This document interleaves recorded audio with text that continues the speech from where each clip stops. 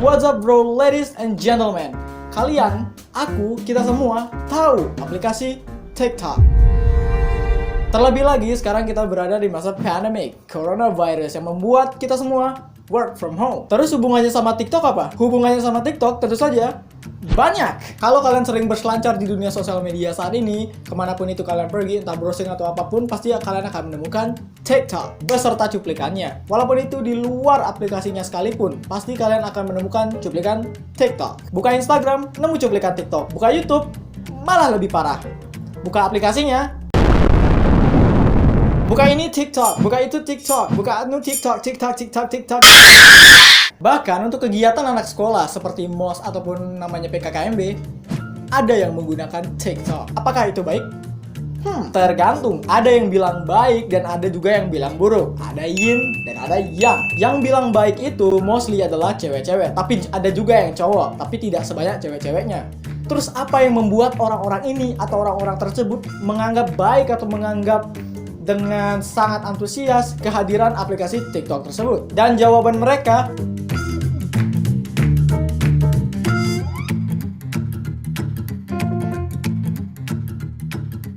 dari semua pernyataan-pernyataan tadi, mostly alasan kenapa mereka menganggap baik TikTok itu adalah sebagai sarana hiburan. Kita tahu sekarang di masa pandemi kita work from home. Kalau mahasiswa itu kerja di rumah ya, buat tugas di rumah semua ya, dimana tugasnya akan menjadi 2 kali lipat dari biasanya. What? Itu kadang membuat mereka stres, bukan saja mahasiswa tapi yang lain juga. Nah, dengan adanya aplikasi TikTok ini membuat mereka ada hiburan sehingga mereka bisa menjaga kesehatan mental mereka biar tidak terganggu gara-gara stres. Karena terkadang pasti kita akan pernah mengalami seperti jenuh untuk melakukan sesuatu, apapun itu.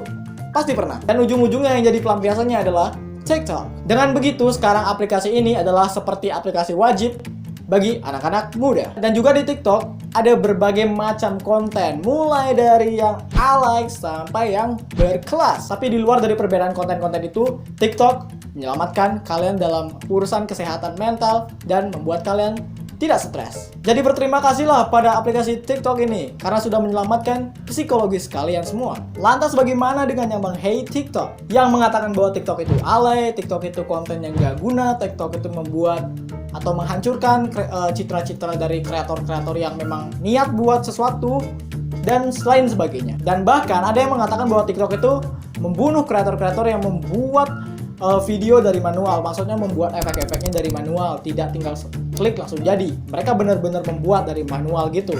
Katanya itu membunuh mereka semua. Maksudnya membunuh dari segi penghasilan, engagement, dan yang lain-lain karena TikTok. Kita tahu di TikTok sudah tersedia banyak sekali efek yang bisa kalian gunakan. Dengan sekali klik, boom, jadi. Karena fitur dan hal-hal inilah banyak kreator yang tidak menyukai TikTok.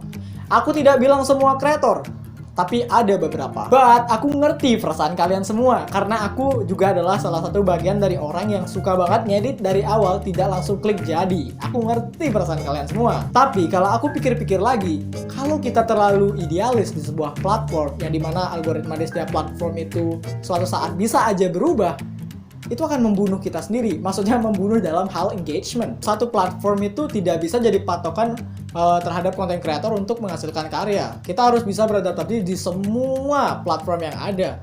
Contoh YouTube seperti ini. Ataupun nanti ada platform baru, kita harus bisa beradaptasi. Menurutku pribadi. Bagaimana dengan kalian? Malahan ya, menurutku sekarang adalah waktu yang tepat untuk kalian-kalian semua yang kesel-kesel sama TikTok itu sekarang join ke TikTok. Karena kenapa? Karena menurutku algoritma TikTok sekarang lagi bagus-bagusnya. Menurutku algoritma TikTok sekarang ini adalah algoritma YouTube zaman dulu. Tapi kayaknya kalau aku tebak-tebak ya, misalnya nanti di TikTok udah ramai kreator dan seperti YouTube lah. Aku pikir mungkin algoritmanya akan berganti lagi. Pasti akan lebih nggak tahu ya nanti ya. Makanya aku bilang sekarang adalah saat yang tepat untuk kalian join dulu untuk mendapatkan penonton-penonton kalian semua. Untuk masalah konten yang dalam tanda kutip alay, jangan khawatir. Kalau kalian ingin menghilangkan konten-konten tersebut, caranya kalian nggak usah membenci aplikasinya.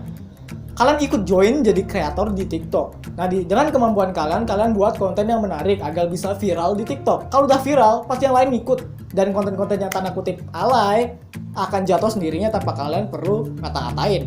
Menurutku pribadi loh ya. Karena sekarang pun sudah mulai banyak kreator-kreator TikTok yang kreatif dan informatif, seperti ngasih tutorial dan yang lain-lainnya.